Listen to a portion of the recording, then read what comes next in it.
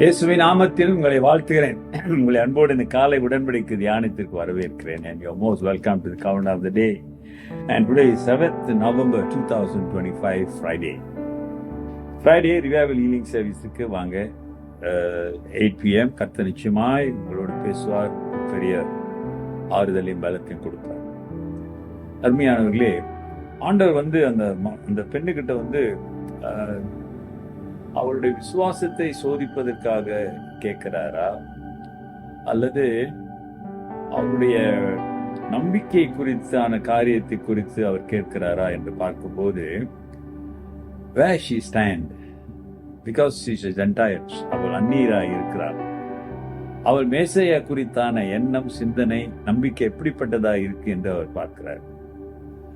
எல்லாம் அறிந்த ஆண்டவர் அவர் சொன்ன பதில் ஆண்டவருக்கு ஆச்சரியமா இருந்தது. அதாவது, இந்த லிட்டில் டாக், நாய் குட்டிகள் கீழே கிடைக்கிற அந்த உதிரிகளை சாப்பிடுமேன்னு சொல்லும் போது நான் நினைக்கிறேன் ஆண்டவர் அப்படியே உள்ளம் பூரிச்சு போயிருக்கும். இன்னைக்கான வசனம் பாருங்க, மார்க் 7:30, 7ஆம் அதிகாரம் 30வது வசனம் mark. And when she had come to her house, she found the demon gone out and a daughter lying on the bed. Hallelujah. அவள் தன் வீட்டுக்கு வந்த பொழுது பிசாசு போய்விட்டதையும் தன் மகள் கட்டிலே படுத்திருக்கிறதையும் கண்டாள். அவள் வீட்டுக்கு போயிட்டா. என்ன ஏசாமி சொன்னாரு அவள் வீட்டுக்கு போனதுக்கு காரணம்? இயேசுவை அவள் கூப்பிடவில்லை, என் வீட்டுக்கு வான்னு சொல்லி கூப்பிடவில்லை, சுகம் கொடுங்கன்னு கேட்கவில்லைன்னா வந்து கொடுங்கன்னு சொல்லி கேட்கவில்லை. அவர் சொன்ன காரியத்தை வைத்து அங்க ஒரு அற்புதம் நடக்குது பாருங்க. 29வது வசனம், verse 29. அப்பொழுது அவர், நீ சொன்ன அந்த வார்த்தை நிமித்தம், எந்த வார்த்தை? மேஜையில் மேலிருந்து கீழே விழும் துணிக்கைகளை நாய்க்குட்டிகள் சாப்பிடுமே, நேற்று பார்த்துமே, அந்த வார்த்தை நிமித்தம் போகலாம், பிசாசு உன் மகனை விட்டு நீங்கி போயிற்று என்றார்.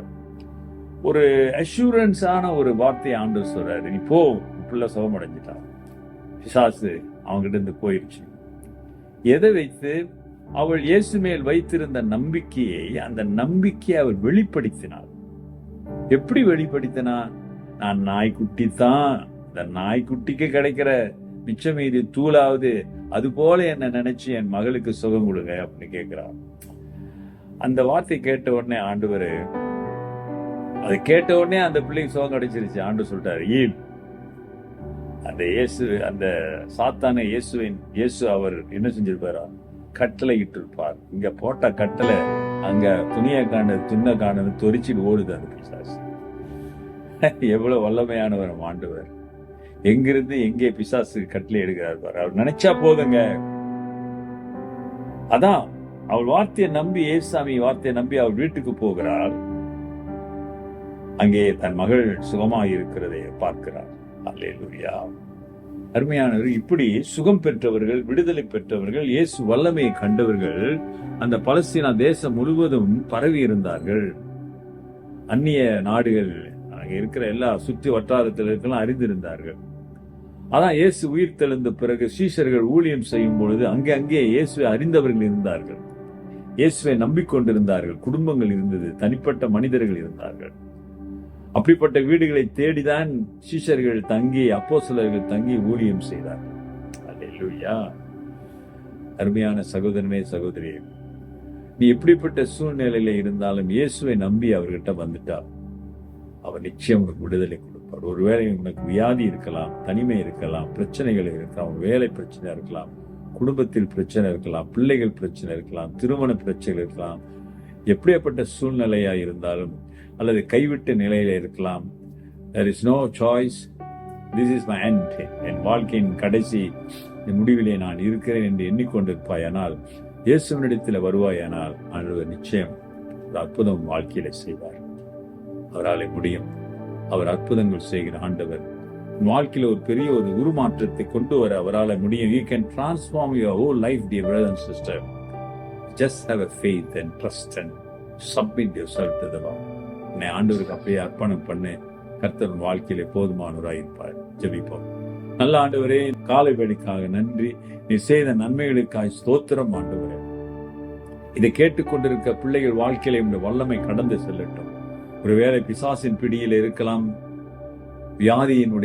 வியாதியினாலே சரீரங்கள் பாதிக்கப்பட்டிருக்கலாம், குடும்பத்தில பிரச்சனை, வேலையில பிரச்சனை, எதுவா இருந்தாலும் ஆண்டவரை நம்பி உடைய சமூகத்திலே வரும்போது இயேசுவின் நாமத்திலே ஒரு விடுதலை அவர்கள் காணட்டும்.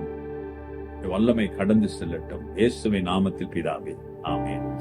ஆண்டவராக இயேசுவின் கிருபையும் பிதாவினுடைய அன்பும் பரிசுத்தாவினுடைய ஐக்கியம் உங்களோடு உங்களை ஆசீர்வதித்து காப்பதாக. ஆமென். என் ஆத்துமாவே கர்த்தரை ஸ்தோத்திரி, என் முழு உள்ளமே அவர் பரிசுத்த நாமத்தை ஸ்தோத்திரி. என் ஆத்துமாவே கர்த்தரை ஸ்தோத்திரி, அவர் செய்த சகல உபகாரங்களை மறவாதே. ஆமென். பிரதர் சிஸ்டர், சகோதரனே சகோதரியும், இயேசுவின் நாமத்தில் பிசாசுகள் போகிறதை, அவருடைய வல்லமையை உங்கள் வாழ்க்கையில நீங்கள் கண்டிருக்கிறீர்களா? அல்லது நீங்கள் ஜெபித்து இயேசுவின் நாமத்தில் பிசாசு புறப்பட்டு போகிறதை பார்த்திருக்கிறீர்கள்? Take care and God bless.